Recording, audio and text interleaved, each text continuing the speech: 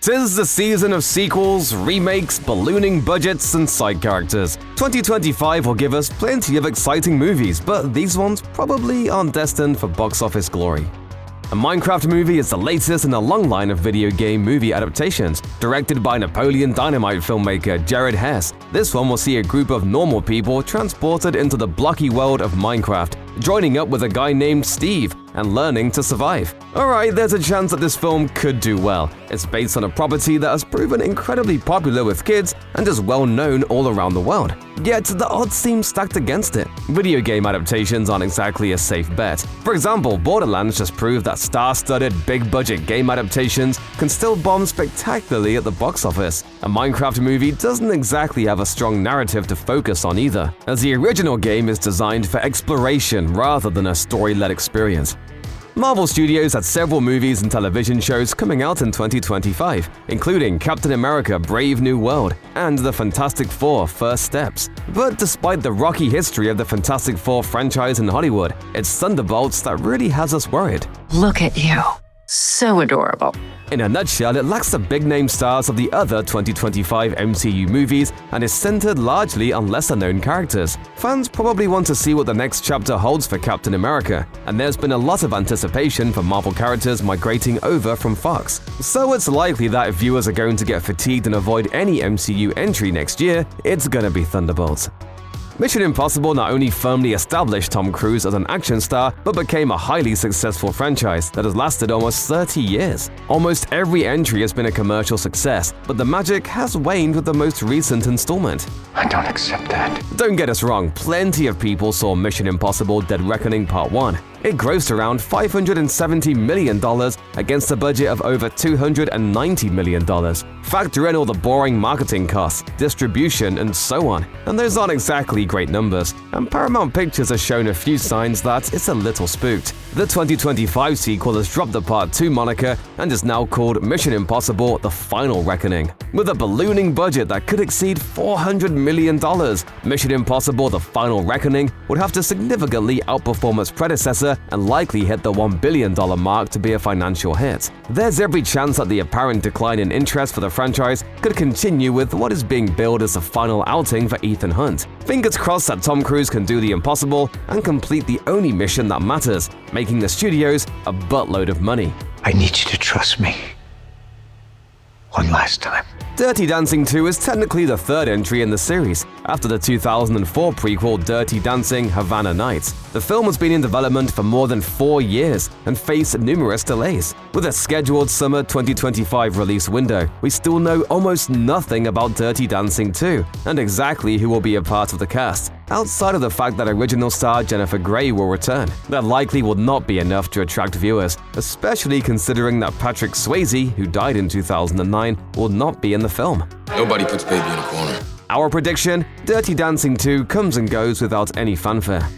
Several John Wick spin-offs have been in development in recent years, and the first theatrical project is from the world of John Wick, Ballerina. Set between the third and fourth entries in the series, the film stars Ana de Armas as a ballerina-turned-assassin.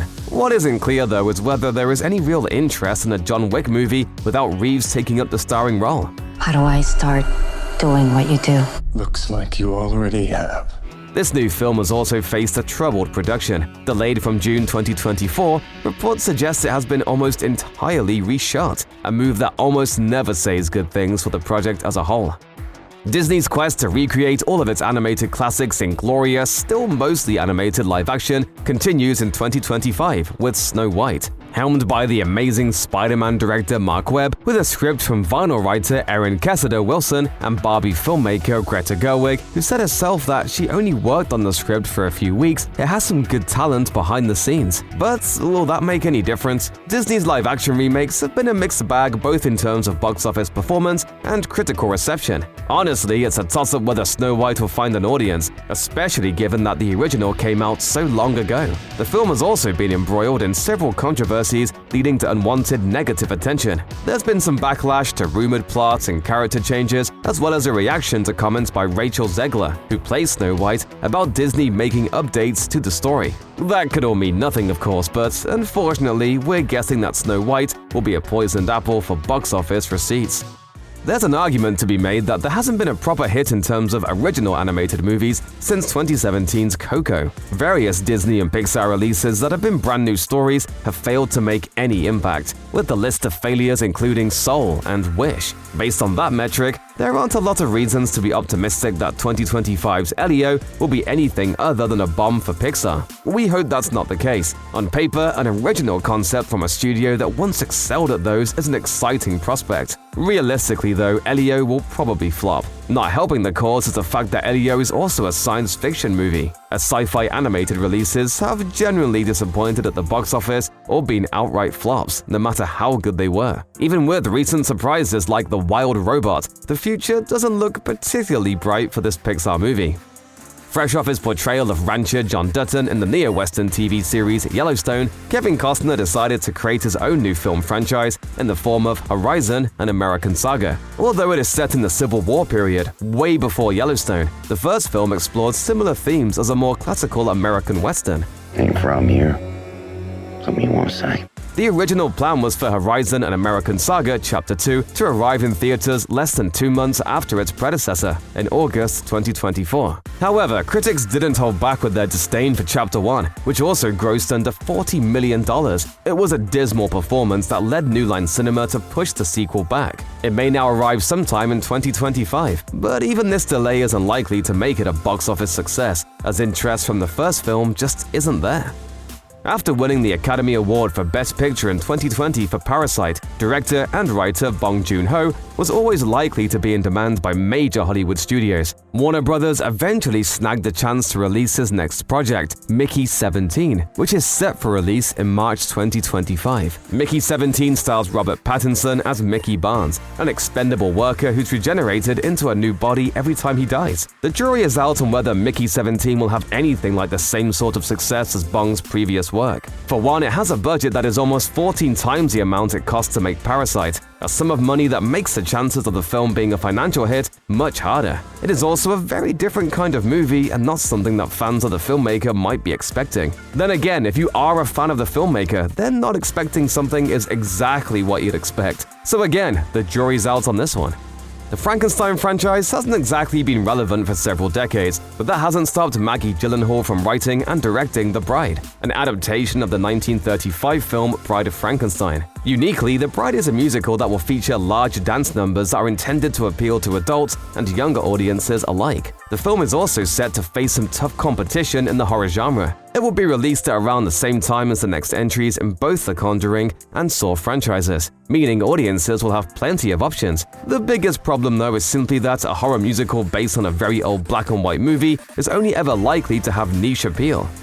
If all goes according to plan, 2025 will be the year that the I Know What You Did Last Summer franchise returns with a fourth untitled entry in the series. Ignoring the direct-to-video film I'll Always Know What You Did Last Summer, it acts as a sequel to 1998's I Still Know What You Did Last Summer. That may not be a good sign, even though reboots and legacy sequels to old horror franchises are definitely in vogue right now. The film is also coming out in a packed summer schedule that will give it a lot of competition. Based on current release dates, it will be sandwiched between Superman and the Fantastic Four: First Steps. All of that makes it much more difficult for I Know What You Did Last Summer to be anything other than a flop. We need to build our car for combat.